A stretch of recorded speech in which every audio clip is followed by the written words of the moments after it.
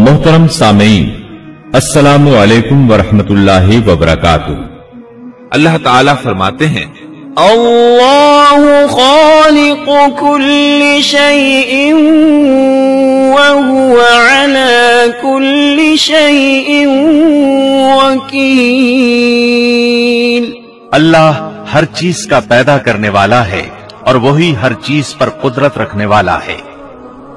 अल्लाहुल्लज़ी ख़लक़स्समावाति वल अर्ज़ वमा बैनहुमा फ़ी सित्तति अय्याम सुम्मा इस्तवा अलल अर्श। अल्लाह ताला वो है जिसने आसमानों, जमीन और उनके दरमियान की सब चीजों को 6 दिन में पैदा कर दिया, फिर अर्श पर जलवा फरमा हुआ। मजीद अल्लाह ताला सूरतुल हदीद आयत 4 में फरमाते हैं, वही है जिसने आसमानों और जमीन को 6 दिन में पैदा किया, फिर अर्श पर जलवा फरमा हुआ। वो खूब जानता है उस चीज को जो जमीन में जाए और जो उससे निकले और जो आसमान से नीचे आए और जो कुछ उसमें चढ़कर जाए, और जहां कहीं तुम हो वो तुम्हारे साथ है और अल्लाह तुम्हारे आमाल को देख रहा है। इसी तरह अल्लाह ताला सूरह हूद आयत 7 में फरमाते हैं, और अल्लाह ही वो जात है जिसने 6 दिन में आसमानों और जमीन को पैदा फरमाया और उसका अर्श पानी पर था। इमाम अहमद बिन हम्बल रहमतुल्लाह अलैह ने अबू रजीन उकैली से बयान किया है, उन्होंने कहा, ऐ अल्लाह के रसूल सल्लल्लाहु अलैहि वसल्लम, आसमानों और जमीन को पैदा करने से पहले हमारा परवरदिगार कहां था? आपने फरमाया, अमा में था, यानी अल्लाह के सिवा कुछ भी न था। न उसके ऊपर हवा थी और न उसके नीचे हवा थी, मतलब ये कि कुछ न था। फिर उसने पानी पर अपना अर्श पैदा किया। गोया ये थी मखलूक की इब्तिदा।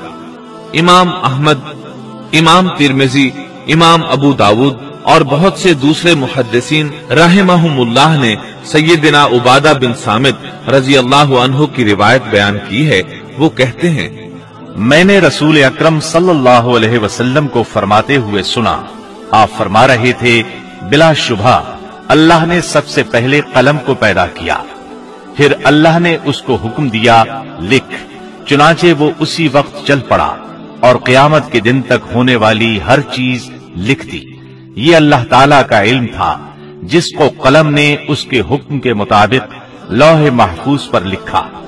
इमाम मुस्लिम रहमतुल्लाह अलैह ने सैयदना अब्दुल्लाह बिन अम्र बिन आस रजी अल्लाहु अन्हुमा की रिवायत बयान की है। उसमें सबसे पहली चीज के बारे में वजाहत की है और जमहूर फुकहा की राय भी यही है। अब्दुल्लाह बिन अम्र रजी अल्लाहु अन्हुमा बयान करते हैं, मैंने सुना आप फरमा रहे थे, अल्लाह ताला ने आसमान और जमीन की पैदाइश से 50,000 साल पहले तमाम मखलूकात की तकदीरें लिख दी और उस वक्त उसका अर्श पानी पर था।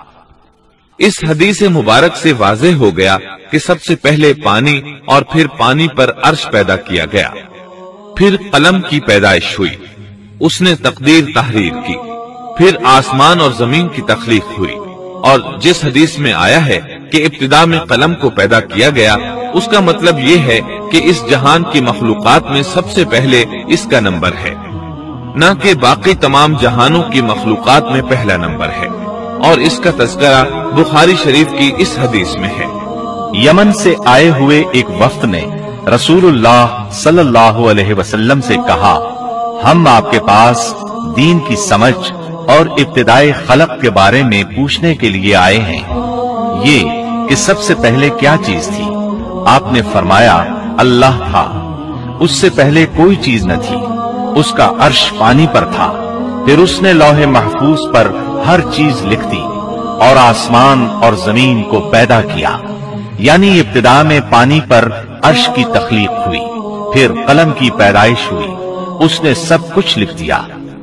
उलमाए किराम का बयान है, कलम के फौरन बाद लौहे महफूज को पैदा किया गया।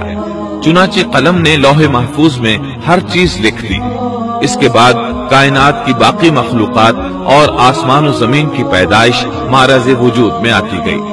اشیاء کی پیدائش والی ترتیب میں علماء کرام کے کئی اقوال ہیں، اور ہم نے آپ کے سامنے جمہور علماء اور فقہا کی پسندیدہ اور راجح ترتیب پیش کی ہے۔ آسمان اور زمین کی مخلوقات کی ترتیب کیا ہے، اس بارے میں امام مسلم رحمت اللہ علیہ نے سیدنا ابو ہریرہ رضی اللہ عنہ کی روایت پیش کی ہے۔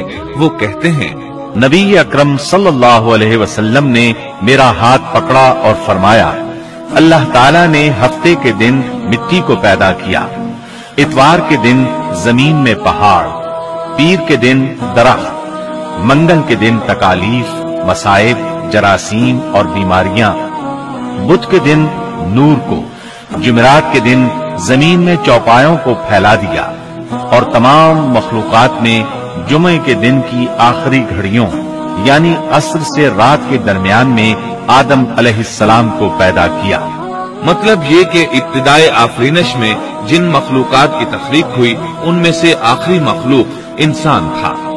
اس حدیث میں مختلف حالات کو نہایت وضاحت سے بیان کیا گیا ہے۔ اس سے بخوبی پتہ چل گیا کہ ابتدائی مخلوقات کی ترتیب کیا تھی۔ ان میں سے آخری نمبر آدم علیہ السلام کا تھا، جبکہ آدم علیہ السلام نسل انسانی میں سب سے پہلے اور تمام انسانوں کے باپ ہیں۔ انسانوں سے پہلے فرشتے اور جن پیدا ہو چکے تھے۔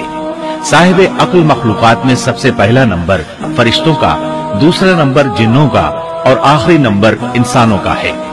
فرشتوں کا اصل ٹھکانہ آسمان ہے۔ اللہ تعالیٰ سورۃ الشورى آیت 5 میں فرماتے ہیں، قریب ہے کہ آسمان اپنے اوپر سے پھٹ پڑے اور تمام فرشتے اپنے رب کی تسبیح اور تحمید بیان کر رہے ہیں اور زمین والوں کے لیے استغفار کر رہے ہیں۔ خبردار، اللہ تعالیٰ معاف کرنے والا، رحمت کرنے والا ہے۔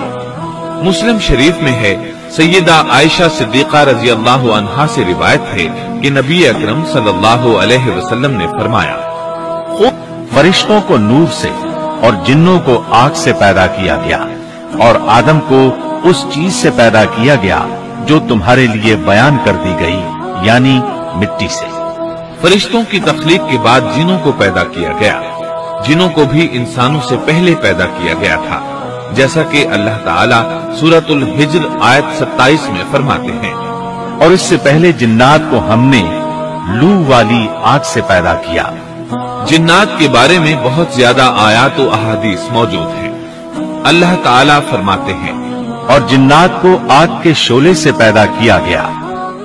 مارج آگ کے بھڑکتے شعلے کے کنارے کو کہتے ہیں۔ گویا جنوں کو آگ کی جڑ سے نہیں بلکہ آگ کے شعلوں کے کنارے سے پیدا کیا گیا ہے۔ قرآن مجید میں اللہ تعالیٰ نے ابلیس شیطان کا قول نقل کیا ہے، تو نے مجھے آگ سے پیدا کیا۔ اسی طرح پہلے بھی بیان ہو چکا ہے کہ اللہ نے فرمایا، اور اس سے پہلے جنات کو ہم نے لو والی آگ سے پیدا کیا۔ یہ ہے جنات کی اصل اور بنیاد۔ ابلیس ملعون بھی جنات میں سے ہے، اور اس مسئلے میں کسی کو تردد اور شبہ نہیں ہونا چاہیے، اس لیے کہ قرآن مجید میں ہے، اور ابلیس جنوں میں سے تھا۔ مطلب یہ کہ وہ فرشتوں میں سے نہیں تھا۔ حسن بصری رحمت اللہ علیہ فرماتے ہیں، وہ پلک جھپکنے کے برابر بھی فرشتوں کی جنس میں داخل نہیں ہوا، اور نہ ہی وہ کبھی فرشتوں میں شمار ہوا ہے۔ وہ جنات میں سے ہے کیونکہ اس نے خود اقرار کیا تھا، اے اللہ، تو نے مجھے آگ سے پیدا کیا ہے۔ اگر یہ فرشتہ ہوتا تو اس وقت کہتا، اے اللہ، تو نے مجھے نور سے پیدا کیا ہے۔ اس لیے ابلیس کا جن ہونا روز روشن کی طرح عیاں ہے۔ سیدنا عبداللہ بن عمرو رضی اللہ عنہما اور سیدنا عبداللہ بن عباس رضی اللہ عنہما فرماتے ہیں، آدم علیہ السلام سے 2000 سال پہلے جنات پیدا کیے گئے۔ وہ ہماری اس زمین پر رہائش پذیر تھے۔ آہستہ آہستہ وہ فسق و فجور میں مبتلا ہو گئے۔ جب وہ فتنہ فساد میں حد سے بڑھ گئے، ناحق خون بہانے لگے، تو اللہ تعالیٰ نے ان کی طرف فرشتوں کا عظیم لشکر بھیجا۔ ان سے جنات کی زبردست مارکا آرائی ہوئی۔ اس مارکا آرائی میں فرشتوں نے جنات کو تہس نہس کر دیا، اور وہ سمندروں کی جزیروں میں پناہ لینے پر مجبور ہو گئے۔ जमीन के हर बड़े आजम से उन्हें जिला वतन कर दिया गया। चुनाचे आज तक उनका मस्कन यही जजीरे और अजीम मराकिस हैं। ये वाकया आदम अलैहिस्सलाम की तख्लीक से पहले हो चुका है। अहादीस मुबारका में है कि इब्लीस मलून का एक तख्त है और वो तमाम जिन्नात का सरदार और हुक्मरान है। उसका शाही तख्त पानी पर है, अगरचे उसकी मुतय्यन जगह हमें मालूम नहीं। यहाँ तक जिक्र था सैयदना आदम अलैहिस्सलाम की पैदाइश से पहले का।